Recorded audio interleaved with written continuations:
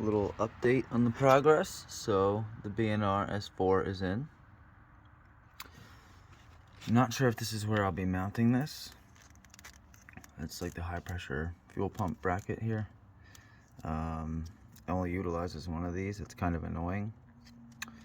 This is ready to go.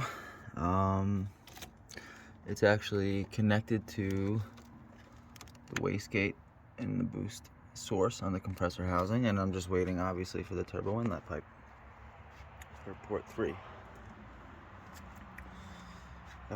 Over here we did get the intake manifold out. We did get the fuel rail off. Make sure you gotta get, can't really see it, that yellow clip for the fuel line. And then that's a little bit of a bitch to take out. It's scary to use a flathead to pry that out, but you just gotta do it. Some fuel will spill.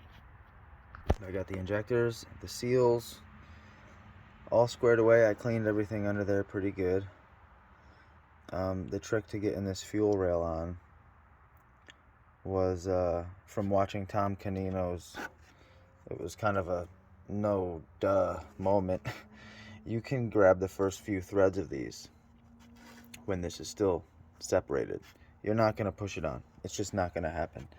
So you grab the first few threads of each one of these, and then you just start here and work your way kind of back and forth. Just spin it until there's tension, give it a turn, spin it until there's tension, give it a turn, and just work your way. It takes about 10 minutes. I got the Damon PCV plate in. I have the first round of hose going to that beautiful Damon oil catch can over there. The other hose is already mounted with the check valve to my intake manifold. I have the Bosch 3.5 bar map sensor. This reminds me, I'm supposed to take a picture of these numbers. Is that correct? Boop. Picture. And I think that's it. So anyway, there's that. Now the next step is cleaning these intake valves. Not looking forward to that. Once that's done, reinstall the intake manifold. As you can see, the EGR pipe that came right out with the intake manifold. All of these videos about people stripping the 22mm nut that's located right about here that goes into the intake manifold, I've watched a ton of videos on that, how to get that off. I read tons of threads on all different kinds of truck and other car manufacturer like forums, and they all had the same problem. They were stripping it, they couldn't get to it.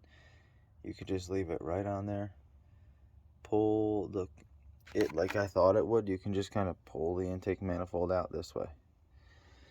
The trick is kind of getting rid of this guy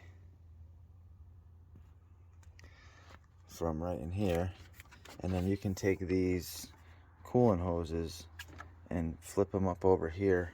I actually had pulled this one and I just sent it way up back over here just to get them both out of the way. This guy, you know, if you're taking the intake manifold off, this little guy sticks in there, I believe. Right, you can just put that on the other side of the oil cap, kind of pull it over here. Obviously this, I had enough trouble with this guy, so otherwise I would have taken this clip and taken this little bung out right there and sent this whole thing over this way, got this out of the way. I can't get that. I haven't needed to, both of the two things I had the most problems with was this clip when I was trying to move all of this shit out of the way to get the all of this over here to get the turbo in. Didn't need to do it anyway. I wasted probably half an hour between two different days, maybe 15 minutes each day. And then that EGR tube, I rounded it. It's on there. It's not going anywhere. I wasted half an hour, 40 minutes. I actually, well, probably an hour, because I drove to the auto parts store to get some tools to try to help, and it didn't work. So that's ready to go. Downpipe is yet to come, but that's all ready to go. I got my Damon rear motor mount down there, and I have new downstream O2 sensor. I ended up taking this off. I don't think I needed to. Took the bumper off. I need some hardware, and like, you know, it's just a fucking rat's nest. It's embarrassing. All right. Well, that's it.